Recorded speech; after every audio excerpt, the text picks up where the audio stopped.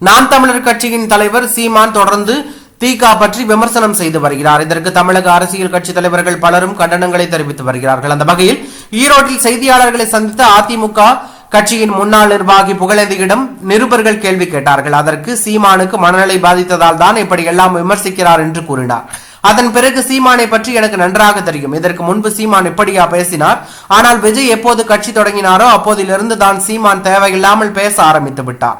விஜயின் வளர்ச்சியை பொறுக்க முடியாமல் தான் சீமான் இது பற்றி பேசிக் கொண்டிருக்கிறார். இதற்கு முன்பு சீமான் இப்படி பேசியது கிடையாது, அமைதியாக தான் இருந்தார். ஆனால் விஜய் கட்சி ஆரம்பித்த பிறகுதான் அவர் டான்ஸ் ஆட ஆரம்பித்து விட்டார். அவர் கட்சி ஆரம்பித்தால் இவருக்கு என்ன பிரச்சனை? எதற்காக இப்படி கத்திக் கொண்டிருக்கிறார்? நான் இதனை கண்டுபிடித்து விட்டேன். கண்டிப்பாக விஜயின் வளர்ச்சியை பொறுக்க முடியாமல் தான் சீமான் மனநிலை பாதித்தவர் போல இப்படி தொடர்ந்து விமர்சனம் செய்து வருகிறார் என்றார். மேலும் விஜயால் தான் சீமான் இப்படி எல்லாம் பேசுவதாக புகழேந்தி சொன்னது அரசியல் வட்டாரத்தில் பரபரப்பையும் அதிர்ச்சியும் ஏற்படுத்தி உள்ளது.